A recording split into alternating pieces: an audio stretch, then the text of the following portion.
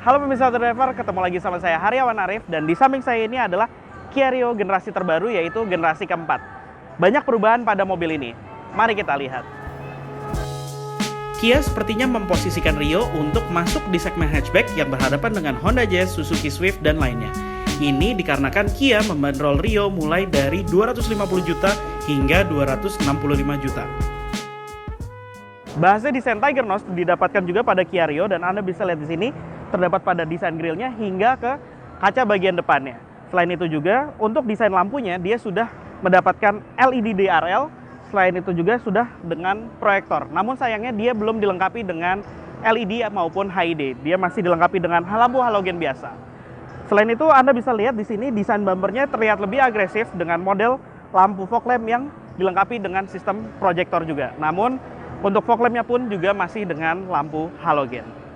Kia Rio mendapatkan mesin Kappa 1400 cc 4 silinder dual CVT yang sebenarnya mesin ini masih berkapasitas sama seperti generasi sebelumnya.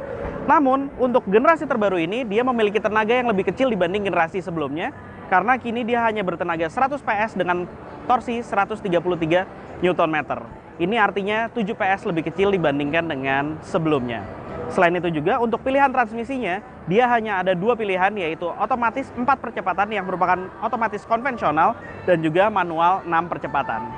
Untuk tampilannya Anda bisa lihat di sini bahwa Kia sebenarnya selalu memberikan tampilan ruang mesin yang rapi, namun untuk di bagian mesin tengahnya Anda masih bisa lihat kabel yang berseliweran. Namun selebihnya semuanya di bagian sampingnya dia masih terlihat sangat rapi. Ada beberapa hal yang disayangkan pada Kia Rio ini, yaitu seperti hal-hal kecil tidak dilengkapinya dengan pegas untuk mengangkat kap mesin, tidak dilengkapinya dengan peredaman untuk di bagian kap mesinnya, serta tidak dilengkapinya juga dengan fitur keamanan seperti ABS serta EBD. Padahal itu merupakan fitur dasar yang seharusnya untuk mobil sekelas ini dia sudah menjadi peranti standar. Selain itu juga untuk transmisi otomatisnya dia masih konvensional dan hanya 4 percepatan. Padahal untuk transmisi manualnya dia sudah dilengkapi dengan transmisi manual 6 percepatan.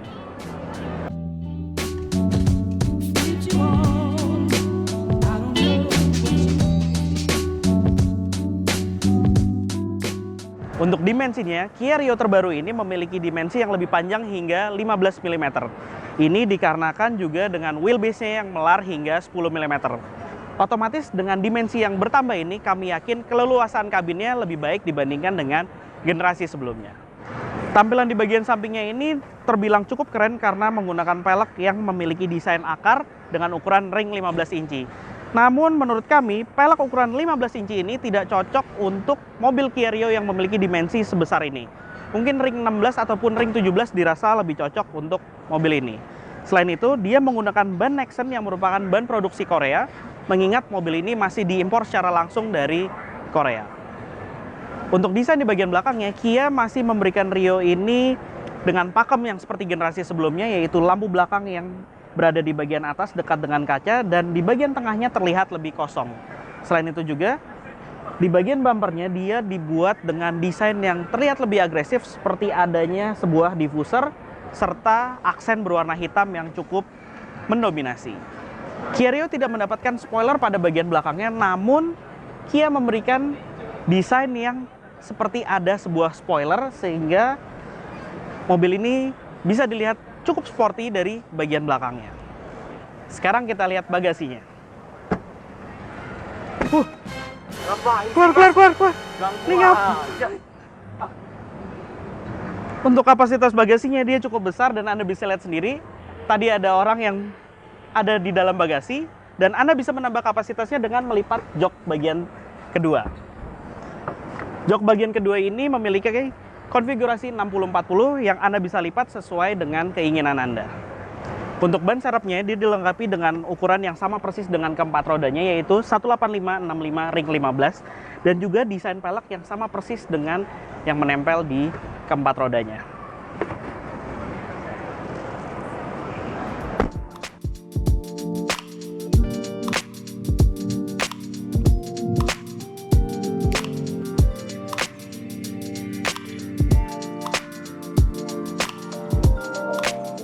Sekarang saya sudah berada di kabinnya, dan menurut saya desain dashboardnya ini terlihat biasa-biasa saja. Namun ada beberapa aksen yang dibuat oleh Kia untuk memperindah tampilannya. Untuk desain head unitnya dengan model floating seperti ini cukup menarik, namun sayangnya dia tidak dilengkapi dengan head unit model touchscreen. Semuanya masih model head unit konvensional biasa, tidak ada yang menarik di sini. Namun dia sudah dilengkapi dengan Bluetooth, sehingga Anda bisa mengkoneksikan smartphone Anda ke sini, dan Anda bisa memutar lagu secara via koneksi Bluetooth. Selain itu juga untuk mengatur audionya, Anda dapat mengaturnya di lingkar kemudi bagian kiri, serta ada fitur juga yaitu handsfree di mana Anda bisa mengangkat telepon dari lingkar kemudinya. Untuk di lingkar kemudi bagian kanan, dia dilengkapi dengan dua tombol yaitu trip dan reset di mana untuk mengatur pada MID-nya. Namun saya tidak mengetahui apa aja yang ada pada MID-nya. Sedangkan untuk di bagian tengah ini, dia belum dilengkapi dengan panel AC digital, melainkan masih model konvensional yaitu dengan sistem putar. Tapi pengaturan AC ini cukup banyak karena Anda bisa mengatur arah angin mulai dari bagian depan maupun di bagian kaki atau untuk di bagian kaca depan. Ada fitur kemudahan lainnya yaitu dia juga sudah dilengkapi dengan USB serta AUX, dan di sini ada soket 12 volt yang tertutup secara rapi. Namun yang menjadi highlight Kia adalah untuk mobil di segmen ini dia sudah dilengkapi dengan sunroof. Karena di mobil-mobil lain yang ada pada segmen yang berbarengan dengan Kia Rio ini belum dilengkapi dengan sunroof. Ada fitur-fitur pelengkap lainnya yang menjadi standar Kia Rio, yaitu adalah fitur auto headlight, kemudian juga manual leveling headlight, kemudian juga pengaturan terang gelap dimmer, serta ada pelipat spion elektrik. Selain itu juga dia sudah dilengkapi dengan teleskopik serta tilt steering yang menjadi standar, dan juga pengaturan jok yang bisa diatur untuk ketinggiannya. Ada yang unik lainnya yaitu adalah untuk model masukkan gigi mundurnya, karena ada tombol yang harus dipencet. Untuk versi transmisi manual, tombol ini harus dipencet dan baru dimasukkan ke gigi mundur, yang dimana gigi mundurnya adalah di sebelah gigi 1.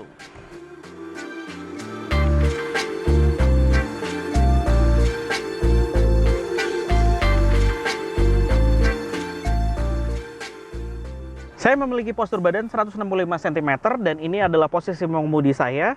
Anda bisa lihat di sini, dia memiliki legroom yang cukup lega, walaupun saya sanksi jika ada orang yang memiliki postur badan 170 cm atau lebih. Namun untuk headroomnya pun Anda bisa lihat juga di sini dia memiliki headroom yang cukup memadai. Selain itu juga jok bagian belakang dapat menyangga paha saya dengan baik, serta dia memiliki sudut kemiringan sandaran yang cukup baik. Tapi disayangkan dia tidak dapat diatur atau tidak memiliki fitur reclining. Selain itu juga untuk keselamatan kabin di bagian belakang dia dilengkapi dengan seatbelt 3 titik untuk kedua penumpang di bagian kanan dan kiri. Tapi untuk penumpang di bagian tengah, walaupun sudah ada headrest, tapi untuk fitur keselamatannya dia hanya dilengkapi dengan seatbelt 2 titik. Ada slot charging untuk di bagian tengah ini agar penumpang di bagian belakang tidak perlu melakukan charging ke kabin bagian depan. Selain itu juga disayangkan lagi dia tidak dilengkapi dengan armrest di bagian belakang, serta di bagian sisi sampingnya hanya ada peletakan cup holder. Tapi untuk ukuran yang lebih besar daripada sebuah gelas tidak dapat diletakkan di sini. Dan uniknya untuk kantong penyimpanan yang ada di belakang jok hanya ada di sisi kiri, sedangkan di sisi kanan belum dilengkapi.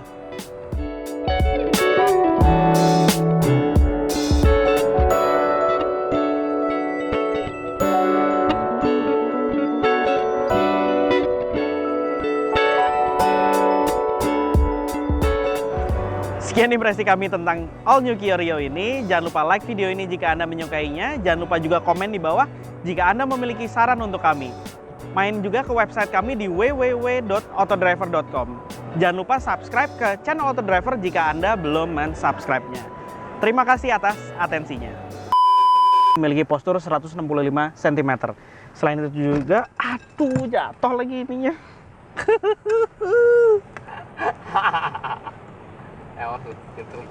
Oh, nyetrum. Nah.